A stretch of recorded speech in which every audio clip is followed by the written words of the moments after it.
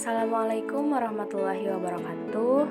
Halo semuanya, perkenalkan nama saya Fatin Haifah Hairunisa dengan NIM 2000775 dari kelas 2 CPGSD Universitas Pendidikan Indonesia Kampus Tasikmalaya. Pada kesempatan kali ini, saya akan membahas tentang fungsi dan peranan kurikulum. Apa itu kurikulum? Tentu kita sudah sering mendengar ya kata kurikulum, tetapi mungkin sebagian dari kita belum memahami secara pasti apa makna yang sebenarnya dari kurikulum tersebut. Nah, secara etimologis, kata kurikulum berasal dari bahasa Yunani, yaitu kurir yang berarti pelari dan kurere artinya tempat berpacu. Sehingga kurikulum artinya jarak yang harus ditempuh oleh seorang pelari. Menurut Webster dalam kamusnya, bahwa yang dinamakan dengan kurikulum adalah sejumlah mata pelajaran tertentu atau sejumlah pengetahuan yang harus dicapai oleh peserta didik untuk mendapatkan sebuah ijazah. Sedangkan menurut Undang-Undang Republik Indonesia Nomor 20 Tahun 2003 menjelaskan bahwa kurikulum adalah seperangkat rencana dan pengaturan mengenai tujuan, isi, dan bahan pelajaran serta cara yang digunakan sebagai pedoman penyelenggaraan kegiatan pembelajaran untuk mencapai tujuan pendidikan tertentu. Dalam proses pendidikan, kurikulum merupakan alat untuk mencapai tujuan pendidikan. Tanpa kurikulum yang sesuai dan tepat, akan sulit untuk mencapai tujuan dan sasaran pendidikan yang diinginkan. Lalu pertanyaan selanjutnya, mengapa harus ada kurikulum di dalam lembaga pendidikan? Tentu saja karena kurikulum memiliki fungsi dan manfaat. Terdapat 5 fungsi kurikulum untuk setiap orang yang berhubungan langsung maupun tidak langsung dengan pendidikan, yaitu sebagai berikut. Yang pertama, fungsi kurikulum bagi guru. Yang kedua, fungsi kurikulum bagi kepala sekolah. Yang ketiga, fungsi kurikulum bagi orang tua. Yang keempat, fungsi kurikulum bagi masyarakat. Dan yang kelima, fungsi kurikulum bagi peserta didik. Bagi guru, fungsi kurikulum sebagai pedoman dalam melaksanakan proses pembelajaran. Kurikulum memberikan patokan yang jelas tentang proses pembelajaran dan materi apa saja yang harus disampaikan kepada peserta didik. Bagi kepala sekolah, fungsi kurikulum adalah untuk mengatur dan mengarahkan kegiatan sekolah dan menjadi pedoman dalam melaksanakan supervisi atau pengawasan. Fungsi kurikulum bagi orang tua yaitu sebagai acuan atau pedoman dalam membimbing anaknya belajar di rumah.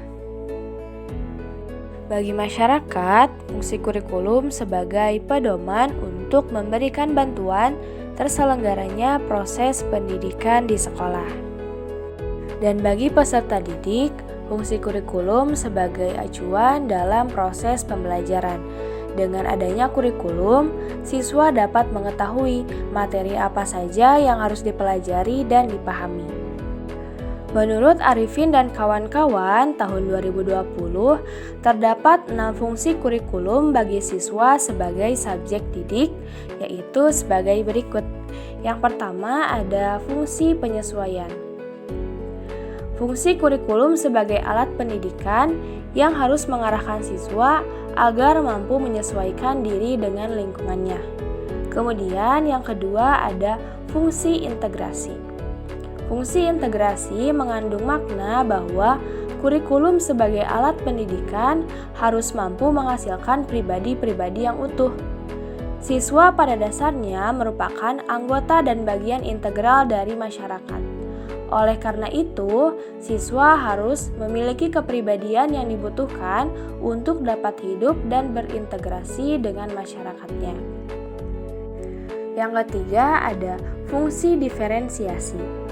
Fungsi diferensiasi mengandung makna bahwa kurikulum sebagai alat pendidikan harus mampu memberikan pelayanan terhadap perbedaan individu siswa, karena setiap siswa memiliki perbedaan, baik dari aspek fisik maupun psikologis, yang harus dihargai dan dilayani dengan baik. Kemudian yang keempat ada fungsi persiapan. Kurikulum sebagai alat pendidikan harus mampu mempersiapkan siswa untuk melanjutkan pendidikan ke jenjang berikutnya dan dapat mempersiapkan siswa untuk dapat hidup dalam masyarakat. Kemudian yang kelima ada fungsi pemilihan. Kurikulum berfungsi memberikan kesempatan kepada setiap siswa untuk belajar sesuai dengan bakat dan minatnya. Artinya, kurikulum bersifat fleksibel, menyediakan berbagai pilihan program pendidikan yang dapat dipelajari. Dan yang terakhir, ada fungsi diagnostik. Fungsi diagnostik dalam kurikulum berperan untuk menemukan kesulitan dan kelemahan yang dimiliki siswa di samping mengeksplorasi berbagai kekuatan-kekuatan sehingga siswa dapat berkembang sesuai dengan potensi yang dimilikinya. Lalu, bagaimana peranan kurikulum? Pembahasan selanjutnya yaitu tentang peranan kurikulum. Peran kurikulum berkenaan dengan tugas dan tanggung jawab kurikulum sebagai salah satu komponen dalam pendidikan yang memuat perihal arah serta tujuan pendidikan. Peranan kurikulum dibagi menjadi 3. Yang pertama ada peran konservatif. Peran konservatif ini berarti kurikulum sebagai sarana untuk membina perilaku siswa sesuai dengan nilai sosial di lingkungan masyarakatnya. Nilai yang dimaksud adalah nilai-nilai warisan budaya masa lalu yang dianggap masih relevan dengan masa kini. Yang kedua ada peran kritis dan evaluatif. Kurikulum memiliki peranan untuk menilai dan memilih nilai dan budaya serta pengetahuan baru yang akan diwariskan. Dalam hal ini, kurikulum harus aktif berpartisipasi dalam kontrol atau filter sosial. Dan yang terakhir ada peran kreatif. Peran kreatif kurikulum berarti kurikulum harus mampu menciptakan dan mampu menyusun rencana kegiatan-kegiatan yang inovatif dan kreatif.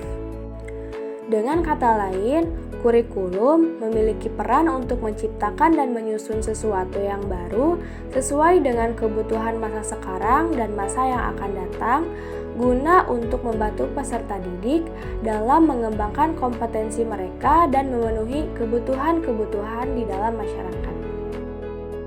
Dari penjelasan yang sudah disampaikan, dapat ditarik kesimpulan bahwa kurikulum memiliki kedudukan yang sangat penting dalam pendidikan. Fungsi kurikulum tidak hanya untuk lembaga pendidikan saja, tetapi juga berfungsi bagi orang tua siswa maupun masyarakat. Di mana fungsi tersebut adalah sebagai acuan untuk melaksanakan pendidikan sesuai dengan tujuan yang telah ditetapkan. Sehingga isi suatu kurikulum harus memahami serta mencerminkan kebutuhan masyarakat. Selain itu, peranan kurikulum harus seimbang dan serasi untuk memenuhi kebutuhan situasi. Jika tidak, dikhawatirkan terjadi ketimpangan dan peran kurikulum sekolah tidak akan maksimal. Mungkin cukup sekian yang dapat saya sampaikan, kurang lebihnya mohon maaf. Terima kasih kepada teman-teman yang sudah menonton video ini sampai akhir. Jangan lupa like, komen, dan subscribe channel YouTube Kapital Official dan sampai jumpa lagi di lain kesempatan. Terima kasih. Wassalamualaikum warahmatullahi wabarakatuh.